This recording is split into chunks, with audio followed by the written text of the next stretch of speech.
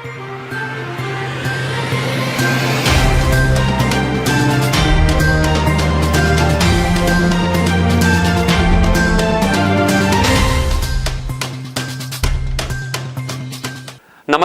मैं हूं मोहम्मद अमीन लीला। बस्तर की बात में आपका स्वागत है। ध्यान रहे, कोरोना का खतरा अभी भी टला नहीं है। कोरोना से बचाव के लिए आप भी अपनाएं कुछ उपाय। 2 गज दूरी का पालन जरूर करें। मास्क और सैनिटाइजर का प्रयोग अवश्य करें। अपने हाथ और मुंह को हमेशा साफ रखें। आइए अब नजर डालते हैं आज की हेडलाइंस पर। नक्षत्र वाटिका जीर्णोद्धार का कार्य धीमी गति से, बदला गया ठेकेदार। फाटक नहीं लगाए जाने के चलते असामाजिक तत्वों का हो रहा जमावड़ा। यातायात पुलिस वाहन चालकों को लाइसेंस बनाने में कर रही मदद। शिविर में लाइसेंस बनवाने लग रही लोगों की भारी भीड़। प्री बोर्ड परीक्षा के चलते स्कूल पहुंच रहे विद्यार्थी। कोविड-19 के दिशा निर्देशों के पालन का आदेश। और मछुआरा समिति के सदस्य भी दलपत सागर सफाई कार्य में कर रहे सहयोग। बस्तर की बात में अब खबरें विस्तार से। स्थानीय लालबाग मैदान में नक्षत्र वाटिका बनाई गई थी, जिसकी देखरेख की जिम्मेदारी नगर के वरिष्ठ जनों को सौंपा गया था। उन्होंने इसकी देखरेख करते हुए अनेक पौधारोपण भी किए थे, लेकिन अब नगर निगम के द्वारा अमृत योजना के तहत लगभग 73 लाख रुपए की लागत से इस पार्क का जीर्णोद्धार किया जा रहा है। निर्माण कार्य में हो रही देरी के चलते शाम होते ही यह पार्क असामाजिक तत्वों का डेरा भी बन जाता है। स्थानीय लालबाग मैदान के पास स्थित नक्षत्र वाटिका का जीर्णोद्धार अमृत मिशन योजना के तहत किया जा रहा है, लेकिन निर्माण कार्य में हो रही देरी से लोगों में काफी नाराजगी है। इतने दिनों के बाद भी पार्क में फुटपाथ का निर्माण नहीं किया जा सका है। निर्माण कार्य बेहद धीमी गति से चल रहा है। बमुश्किल से 4 दीवारी बनाई गई है, लेकिन अब भी गेट नहीं लगाए जाने के कारण शाम होते ही असामाजिक तत्वों का जमावड़ा यहाँ हो जाता है।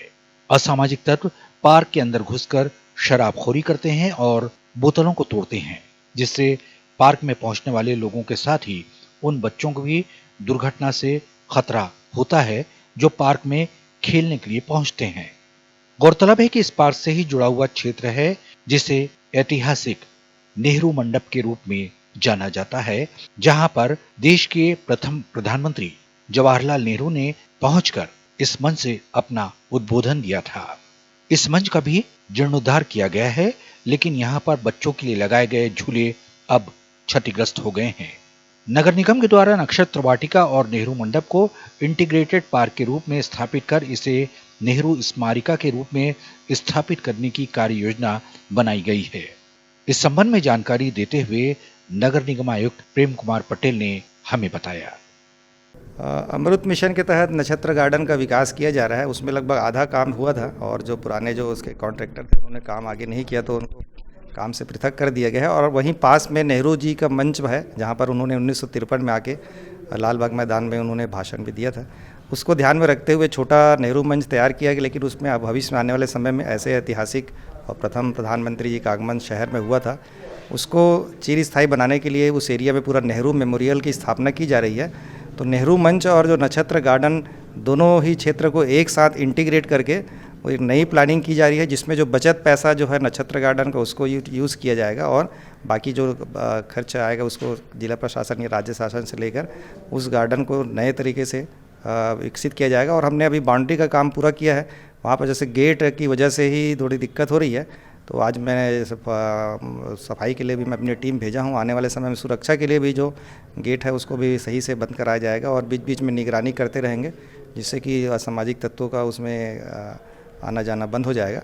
और आने वाले समय में नेहरू मेमोरियल और नक्षत्र गार्डन एक इंटीग्रेटेड गार्डन के रूप में एक अच्छे से डेवलप होके शहर के बीचों बीच और बहुत ही महत्वपूर्ण जगह लालबाग के पास स्थित है।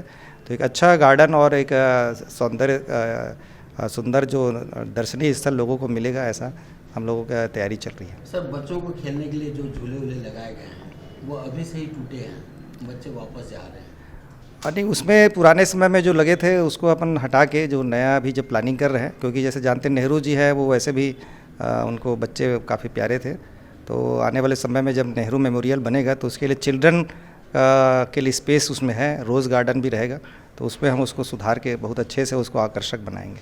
यातायात विभाग द्वारा वाहन चालकों को लाइसेंस बनवाने के लिए शिविर लगाकर मदद की जा रही है। लाइसेंस बनवाने के लिए सुबह से शाम तक लोगों की कतार लगी हुई है। अब तक करीब 1000 से अधिक लोगों ने लाइसेंस के लिए दस्तावेज जमा कर दिए हैं। लोगों की भीड़ से यह अनुमान लगाया जा सकता है कि लोगों को लाइसेंस बनाने में रुचि है, लेकिन आरटीओ विभाग से लाइसेंस बनाने में होने वाली परेशानियों के चलते लोग लाइसेंस बनाने में उपेक्षा कर रहे हैं। यातायात पुलिस द्वारा लोगों को यातायात नियमों की जानकारी देने के साथ ही वाहन चालकों को अनिवार्य रूप से ड्राइविंग लाइसेंस बनाने की सलाह देते हुए ललित लाइसेंस निर्माण प्रक्रिया में मदद भी कर रही है। 31 जनवरी से 30 फरवरी तक स्थानीय राजमहल के समक्ष कैंप लगाकर लोगों से लाइसेंस बनवाने हेतु ऑनलाइन रजिस्ट्रेशन का कार्य कर रही है। अब तक लगभग 1000 लोगों ने लाइसेंस बनाने के लिए आवेदन दे दिए हैं। कंप्यूटर की संख्या कम होने के चलते इस कार्य में विलंब हो रहा है, लेकिन जितने भी आवेदन लाइसेंस के लिए प्राप्त हो रहे हैं उन्हें नामांकित कर आरटीओ विभाग में भेजने की तैयारी की जा रही है। इस कार्य में यातायात प्रभारी के साथ पूरा अमला लगा हुआ है। प्राप्त जानकारी के अनुसार अब तक 1000 से अधिक आवेदन जमा हो चुके हैं। लाइसेंस के लिए आधार कार्ड और जन्म तिथि के लिए पैन कार्ड या अंक सूची लिया जा रहा है। साथ ही आवेदक का फोन नंबर भी मांगा जा रहा है ताकि आरटीओ विभाग से आवेदनकर्ता को सूचना दी जा सके। शिविर स्थल पर अब तक 38 लोगों के लर्निंग लाइसेंस बना कर दी जा चुकी है। 30 आवेदनों को ऑनलाइन भरा गया है और 500 आवेदनों का पंजीयन किया गया है। 3 फरवरी शिविर का अंतिम दिन है। शाम 4 बजे तक आवेदनकर्ता दस्तावेज जमा करा सकते हैं। बस्तर की बात, जगदलपुर।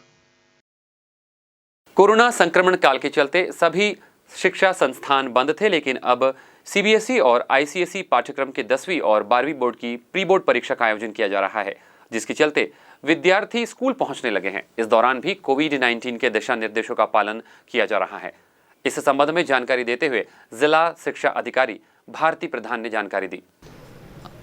हम लोगों ने, क्योंकि अभी कोविड काल है, महामारी काल है, तो उन्हें ये निर्देशित किया है कि अगर वो प्रायोगिक परीक्षाएं आयोजित करवा रहे हैं या प्री बोर्ड परीक्षाएं आयोजित करवा रहे हैं सीबीएसई या आईसीएसई बोर्ड के अनुसार, तो उन्हें कोविड गाइडलाइन के अनुसार 2 या 3 पाली जैसे कि आवश्यकता है सोशल डिस्टेंसिंग के अनुसार, उस तरह से वो व्यवस्था कराएं बच्चों की। साथ ही कोविड-19 की समस्त गाइडलाइनों का पालन करते हुए ही विद्यार्थियों को संस्था में बुलाया जाए। दलपत सागर सफाई का कार्य हार्वेस्टिंग मशीन से किया जा रहा है, लेकिन इसके साथ आमजन भी अपना सहयोग दे रहे हैं। इसी क्रम में मछुआरा समिति के सदस्य भी नाव से दलपत सागर के जलकुंभियों को किनारे तक पहुंचा रहे हैं और वहां से जेसीबी के द्वारा कचरे को तालाब से बाहर निकाला जा रहा है। इससे दलपत सागर को जलकुंभी मुक्त करने में काफी मदद मिल रही है। जानकारों का कहना है कि दलपत सागर सफाई का कार्य निरंतर चलते रहना चाहिए। कुछ दिनों के लिए भी यदि बंद होता है तो फिर से जलकुंभी का प्रकोप बढ़ने लगता है।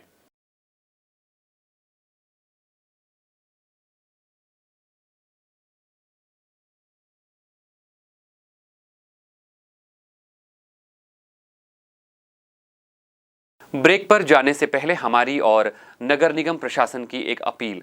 जगदलपुर नगर निगम प्रशासन ने शहर के सभी व्यवसायियों से अपील की है कि यातायात व्यवस्था को सुचारू रूप से संचालित करने के लिए अपनी दुकानों के सामानों को व्यवस्थित रूप से रखें और अनावश्यक रोड को जाम न करें। साथ ही प्रतिबंधित प्लास्टिक का प्रयोग न करें और न ही दुकान के कचरे को रोड और नाली में फेंकें। कचरा डोर टू डोर वाहन में डालकर शहर को स्वच्छ रखने में हमारा सहयोग करें। अब वक्त हो चला है एक छोटे से ब्रेक का। आगे खबरें और भी है, कहीं जाइएगा नहीं, बने रहिएगा हमारे साथ।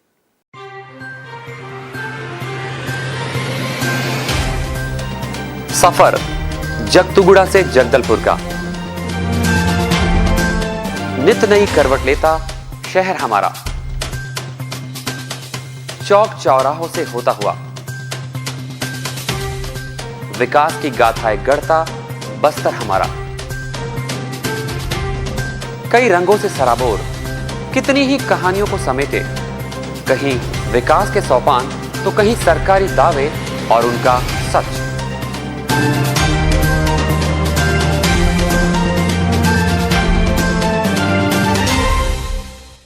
आतंक से दहलते जंगल, जमीन और जीवन, साहस और धैर्य से करवट लेती जिंदगी, राजनीति की चौसर के जाने अनजाने दांव, व्यवस्था की खूबी, कमी और खामी, खूबसूरत नजारे। अब होगी हर बात हमारे साथ, बस्तर की बात।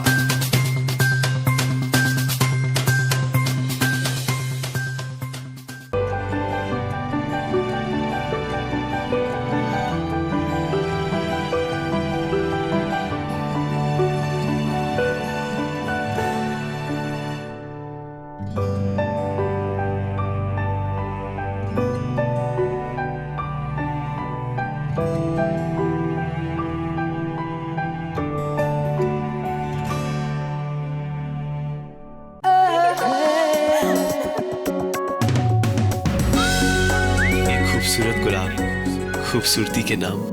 जब प्यार में हो ऐसा कंफ्यूजन, तो क्या होगा इनका इक्वेशन? सुहानी सी एक लड़की, हर शाम 6 बजे और पुनः प्रसारण हर सुबह 9 बजे सिर्फ शिमारू टीवी पर। देश की जानी मानी इंटरनेट प्रोवाइडर कंपनी रेलटेल अब अपने शहर जगदलपुर में उपलब्ध। केबल टीवी और ब्रॉडबैंड पाइए एक साथ, बेहतर सर्विस, शानदार गुणवत्ता, हमेशा एक जैसी स्पीड यानी 100 MBPS। लॉन्चिंग अवसर पर पाइए विशेष छूट, राज्य के शासकीय कर्मचारियों हेतु 10% की छूट, साथ ही रेलवे कर्मचारियों के लिए विशेष छूट का प्रावधान।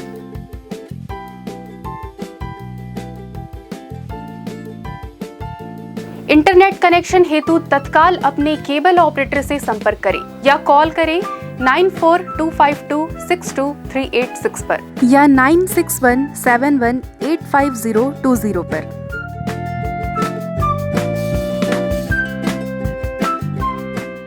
राष्ट्रीय सड़क सुरक्षा माह का 16वां दिवस संपन्न हुआ, जिसके तहत जिला बस्तर जगदलपुर में सड़क सुरक्षा के प्रति लोगों में जागरूकता लाने हेतु प्रतिदिन की भांति शहर के दंतेश्वरी मंदिर के सामने में स्टॉल लगाकर आम जनता को यातायात नियमों की जानकारी दी। परिवहन विभाग की संयुक्त टीम द्वारा कुल 38 लोगों का लर्निंग लाइसेंस बनवाया गया। लाइसेंस हेतु 30 लोगों का फॉर्म भरा गया एवं 500 लोगों का लाइसेंस बनवाने के लिए पंजीयन किया गया है। लर्निंग लाइसेंस बनाने की प्रक्रिया लगातार जारी रहेगी। इसके अतिरिक्त आज सोमवार दिनांक कुल 35 लोगों को निःशुल्क हेल्प कार्ड बनाकर वितरण किया गया। इस बारे में जानकारी दी यातायात प्रभारी कौशलेश देवांगन ने। यातायात माह 2021 के दौरान हमारे द्वारा लोगों को जागरूक करने का प्रयास किया जा रहा है। इसी के परिप्रेक्ष्य में हमने लाइसेंस बनवाने के लिए एक शिविर का आयोजन किया है, जो कल से चल रहा है। इस पर हम लोगों को लाइसेंस बनवा कर देने का प्रयास कर रहे हैं, ताकि लोग सभी के पास लाइसेंस हो और सुरक्षित ढंग से गाड़ी चलाएं। ये अभी 2-3 दिन और चलाने का कोशिश करेंगे। जितना भी लाइसेंस बन सकता है हमने प्रयास करना है कि सभी के पास लाइसेंस हो। अभी मेरे जानकारी के हिसाब से ये अभी फर्स्ट टाइम है। केंद्र सरकार के द्वारा पेश किए गए आम बजट को लेकर बस्तर वासियों ने भी कहा है कि यह बजट संतुलित है। हालांकि इस बजट में बस्तर वासियों को भी काफी उम्मीदें थी, लेकिन रेल सुविधाओं के विस्तार के लिए इस बजट में बस्तर वासियों को इस बार भी कुछ नहीं मिला। वहीं बस्तर में उद्योगों को लेकर भी इस बजट में कोई घोषणा नहीं हुई है। बस्तर वासियों ने पूरे बजट को किसानों के लिए राहत भरी बताया है। वहीं बस्तर के व्यापारी इस बजट को पूरी तरह से संतुलित बजट बता रहे हैं, क्योंकि कोरोना काल के बाद बस्तर के व्यापारियों को भी उम्मीद थी कि टैक्स में कुछ राहत मिल सकती है, लेकिन यह पूरी तरह से स्थिर है। वहीं पेट्रोल डीजल के बढ़ते दाम में किसी तरह की राहत नहीं मिलने पर बस्तर वासियों ने भी उदासी जाहिर की है। बस्तर के स्थानीय लोगों का कहना है कि केंद्र सरकार द्वारा पेश की गई बजट राहत भरी खबर यह रही कि बस्तर में जिस तरह से कुपोषण का प्रतिशत बढ़ा है, ऐसे में केंद्र सरकार ने पूरे देश भर के 112 जिलों में बस्तर संभाग के बस्तर, कोंडागांव और दंतेवाड़ा को भी पोषण अभियान में शामिल किया है। वहीं रेल सुविधाओं को लेकर इस बजट में किसी तरह की कोई घोषणा नहीं की गई है। निश्चित तौर पर स्थानीय लोगों में निराशा है। कुछ लोगों का कहना है कि 75 वर्ष के आयु में इनकम टैक्स माफ करने का सरकार का यह फैसला सराहनीय है। वहीं बस्तर के कुछ स्थानीय लोगों ने इससे सरकार की ओर से झुंझुना बताया है। लोगों का कहना है कि अगर 75 वर्ष की आयु की जगह 60 से 65 वर्ष आयु होती तो ज्यादा राहत मिलती। इसके अलावा कुछ लोगों का कहना है कि सरकार ने सभी वर्गों को ध्यान में रखते हुए यह बजट पेश किया है। हालांकि कुछ चीजें महंगी हुई हैं तो बहुत सारी चीजें सस्ती भी हुई हैं, लेकिन सरकार को चाहिए था कि टैक्स को भी लेकर कुछ राहत व्यापारियों को दें। इसके अलावा आसमान छू रही पेट्रोल डीजल के दामों में कमी लाने के लिए भी इस बजट के माध्यम से कुछ घोषणा होनी चाहिए थी। बजट को लेकर के स्थानीय निवासी मनीष मूलचंदानी ने कहा, इस बार के केंद्र सरकार के द्वारा जो बजट आया है, हम ये कह सकते हैं हमारे छत्तीसगढ़ के अलावा बस्तर को ज़्यादा लाभ मिला है, क्योंकि बस्तर में जैसा कहा जाए जगदलपुर, बीजापुर, कोंडागांव जिले के लिए पोषण आहार के जो पोषित लोग रहे, इनके लिए राज्य सरकार विशेष ध्यान दे रही थी। इस चीज़ को केंद्र सरकार अपने बजट में लिए और उनके लिए इस अभियान को अपने कोंडागांव और जगदलपुर और बीजापुर जिलों को अपने में शामिल कर लिया। तो इन जिलों में जो पोषित हैं इन लोग को काफ़ी राहत मिलेगी। साथ ही साथ अपन देखेंगे इस बजट में ना केंद्र सरकार ने किसी भी तरीके से व्यापारियों को कर नहीं लगाया है, जो कि अच्छा है, क्योंकि लगातार सब कोरोना से वैसे तंग थे और इस समय बजट में कर न लगाना ही व्यापारियों के लिए एक अच्छा लाभप्रद रहा। और इसी तरीके से जो 75 साल की आयु में एक टैक्सेस को फ्री कर दिया गया, वो भी एक अच्छा लाभ है। और इस तरीके से हम पूरे बजट में कह सकते हैं कि संतुलित किया गया है बजट को। वहीं व्यापारी अनूप जैन ने अपने विचार व्यक्त करते हुए कहा, इस बजट को संतुलित बजट कहा जा सकता है, पर जितनी अपेक्षाएं थी वह पूरी नहीं हुई हैं। खास करके रेलवे के क्षेत्र में विवरण कुछ भी नहीं है और हम बस्तरवासी पिछले 50 वर्षों से एक अदद रेल लाइन के लिए तरसते रहे और जो छोटी मोटी सुविधाएं हमें प्राप्त भी हुई हैं वह भी कोरोना के बाद बंद कर दी गई हैं, अभी तक चालू नहीं की गई हैं। ये दुखद है, सरकार को इस ओर ध्यान देना चाहिए। दूसरा, बजट में सरकारी खर्चों पर नियंत्रण की बात कही है। हमारे यहाँ सबसे ज़्यादा पैसा व्यर्थ में सरकारी दिखावे में खर्च होता है, वो बचना चाहिए और जन कल्याण के कार्यों में लगना चाहिए। तीसरा, बहुत सारी अच्छी चीज़ें हुई, जैसे आत्मनिर्भर भारत के लिए एक अच्छा बजट आया है, स्वास्थ्य के लिए उन्होंने अच्छा पैसा दिया है, परंतु ये पैसा चला तो जाता है पर उसका क्रियान्वयन होना और उसका लाभ उस अंतिम आदमी तक पहुंचना जिसके लिए बजट में यह राशि दी गई है तो वो पहुंचता नहीं है। तो उसकी मॉनिटरिंग हो और उन अधिकारियों की जवाबदेही हो जो इन कार्यों कर रहे हैं, वो जब तक सुनिश्चित नहीं किया जाएगा तो पैसा व्यर्थ अधिकारियों या अन्य कर्मचारियों की जेबों में जाता रहेगा और जनता इस लाभ से हमेशा वंचित रहेगी। झुंझुना ही कह सकते हैं, क्योंकि आज औसत आयु कितनी रह गई है सरकार भी जानती है, आप भी जानते, मैं भी जानता हूँ। तो ठीक है, कुछ लोगों को लाभ मिलेगा और अच्छा है। बुजुर्गों से इनकम टैक्स क्यों लिया जाना चाहिए, जिन्होंने देश में अपनी सेवाएं दी है और अपनी सेवाओं के अनुपालन में वो कुछ राशि पा रहे हैं, तो सरकार को उस पर टैक्स नहीं लेना चाहिए। स्वागत ये है, परंतु इसकी आयु यदि 65 या 70 वर्ष होती तो ज़्यादा अच्छा होती। व्यापारी अनिल लुक्कड़ के साथ ही बस्तर चैम्बर ऑफ कॉमर्स के अध्यक्ष किशोर पारेख ने अपने विचार व्यक्त करते हुए बताया, ऐसे बजट संतुलित था जिस हिसाब से अभी सुनने में जो आ रहा है, 2-4 दिन में जब उसको पूरी पढ़ा जाएगा, उसकी गहराई से देखा जाएगा, तब उसके बारे में पूरा मालूम पड़ेगा। हालांकि इस बार कोई चुनाव नहीं था, इसलिए कोई घोषणा वाला बजट नहीं था, फिर भी व्यापारियों को कोई बहुत बड़ी राहत नहीं मिली है। और बस्तर हमेशा की तरह इस बार भी छला गया है। बस्तर को लेकर कोई सार्थक बात नहीं हुई है, ना रेल के बारे में, ना वन के बारे में, ना आदिवासी कल्चर के बारे में, यहाँ की वनोपज के आय के मूल्यवर्धन के बारे में। हमेशा की तरह बस्तर छला गया है। ये हमारे साथ दुर्भाग्य है कि शायद हमारा नेतृत्व बहुत जोर से हल्ला नहीं करता, इसलिए ऐसा हुआ होगा। और बस्तरवासी भी शायद मौन का बहुत ज़्यादा गलत फ़ायदा उठाते हैं लोग। इस बजट की जो एक प्रमुख जो बात थी वो यह थी कि इसे 94,000 करोड़ से बढ़ाकर लगभग 2.25 लाख करोड़ का कर दिया गया है और स्वास्थ्य सेवाओं पर काफ़ी ज़्यादा इसमें प्रावधान किए गए हैं, जो कि स्वागत योग्य है।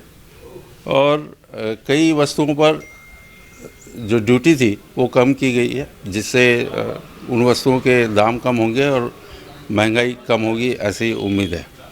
इनकम टैक्स में 75 साल से ऊपर वालों को आयकर से छूट दी गई है, मगर जो अभी इनकम टैक्स का जो स्लैब है उसमें उम्मीद थी कि कुछ और छूट दी जाएगी, वो नहीं दी गई है। उसकी हमको सबको उम्मीद थी, क्योंकि निरंतर महंगाई बढ़ रही है और लोगों की आय में भी जो थोड़ा बहुत वृद्धि हो रही है, उस हिसाब से उसमें भी छूट दी जानी चाहिए थी। पेट्रोल और डीजल में जो सेस लगाया गया है, मगर उनका कहना है कि दूसरे जो प्रावधान थे पेट्रोल डीजल पर जो लग रहे थे उनको हटा दिया गया, उससे उसका फ़र्क नहीं पड़ेगा। मगर वर्तमान में जो जिस ढंग से जो दर चल रही है उस हिसाब से इसमें और ज़्यादा छूट दी जानी चाहिए थी, क्योंकि पेट्रोल डीजल से राहत मिलना जरूरी है। गीदम रोड में चल रहे सड़क निर्माण कार्य को लेकर स्थानीय निवासियों के बीच भारी नाराजगी देखने को मिल रही है।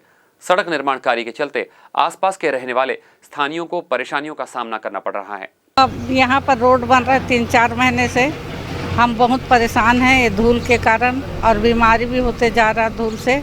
प्रदूषण ज़्यादा बढ़ गया है जिसके कारण और परेशानी बढ़ते जा रहा है, और यहाँ का कार्य गति एकदम धीमी तरीके से चल रहा है।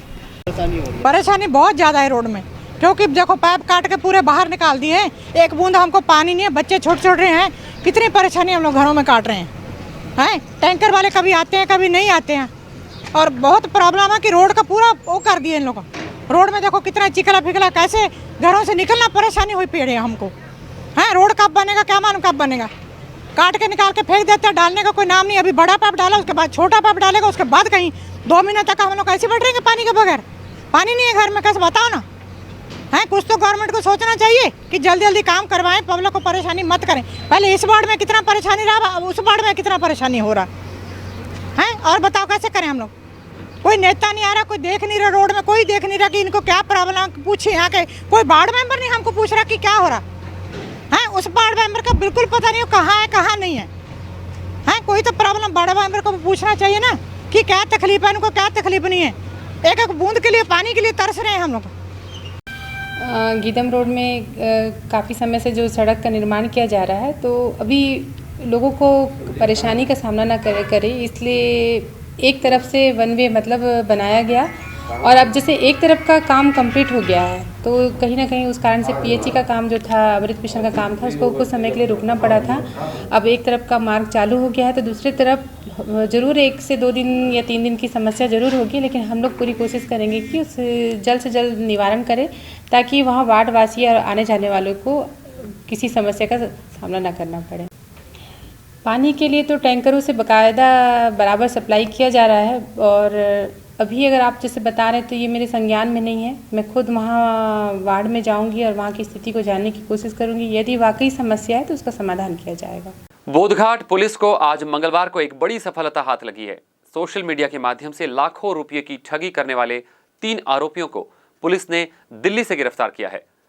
पुलिस ने आरोपियों के कब्जे से लाखों रुपये नगद समेत अन्य सामान भी बरामद किए हैं। इसके जो प्रार्थी हैं सरदार दरबारा सिंह, उनके द्वारा रिपोर्ट दर्ज कराया गया था कि माह जुलाई और अगस्त 2020 के दौरान जो है इस मामले के कुछ लोगों के द्वारा फेसबुक पर फ्रेंडशिप कर आउट ऑफ इंडिया से कुछ सामान गिफ्ट के तौर पर भेजने और कस्टम ड्यूटी की बात कहते हुए अलग अलग समय पर अलग अलग इंस्टॉलमेंट में जो है करीब 27 लाख रुपए से अधिक के ठगी के संबंध में रिपोर्ट दर्ज कराया गया था। इस मामले के कुछ संदेही और आरोपी दिल्ली क्षेत्र में उपस्थित हैं, और इस सूचना पर कार्यवाही हेतु टीम दिल्ली की ओर रवाना किया गया था। और इस टीम के द्वारा इस मामले के कुछ संदेही हैं, 3 संदेही, जिनमें सोमराज थापा, रेणुका गुसाई और राजू हितांग, तीनों नेपाल देश के मूल निवासी हैं। इन्हें इस मामले में जो है हिरासत में लिया गया और जिनसे पूछताछ किया गया। तीनों आरोपियों के कब्जे से करीब 1.5 लाख रुपए नकद, 5 नग मोबाइल, अलग अलग बैंकों के 10 ATM कार्ड, इसके अलावा पासबुक, चेकबुक और अन्य आवश्यक जो दस्तावेज, और साथ में नेपाल का एक पासपोर्ट जो है बरामद किया गया है। और इस मामले में तीनों आरोपी न्यायिक रिमांड पर न्यायालय रवाना किया गया है। राजीव गांधी शिक्षा मिशन के द्वारा प्राथमिक और माध्यमिक विद्यालय के विद्यार्थियों को विभिन्न विषयों की जानकारी के लिए किताबों का वितरण किया जा रहा है। यह किताबें कलेक्ट्रेट के संयुक्त कार्यालय भवन में रखी गई है और यहाँ से सभी ब्लॉक के संकुल केंद्र प्रभारियों को प्रदान किया जा रहा है। हालांकि वर्तमान में ऑफलाइन क्लास नहीं लग रहे हैं, लेकिन शिक्षकों द्वारा यह किताबें विद्यार्थियों को घर तक पहुंचाकर दी जा रही है। इसमें सामान्य ज्ञान के साथ ही भाषा और अन्य विषयों के किताब भी शामिल हैं।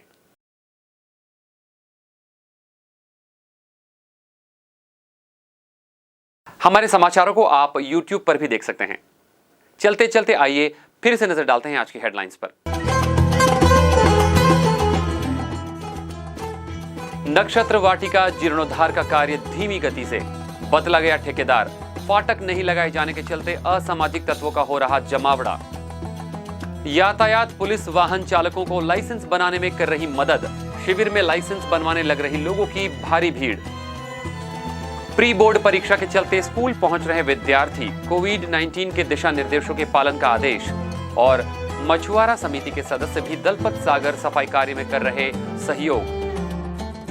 बस्तर की बात में आज बस इतना ही। कल आपसे फिर होगी मुलाकात कुछ और ताजा तरीन खबरों के साथ। तब तक के लिए हमें दीजिए इजाजत। नमस्कार।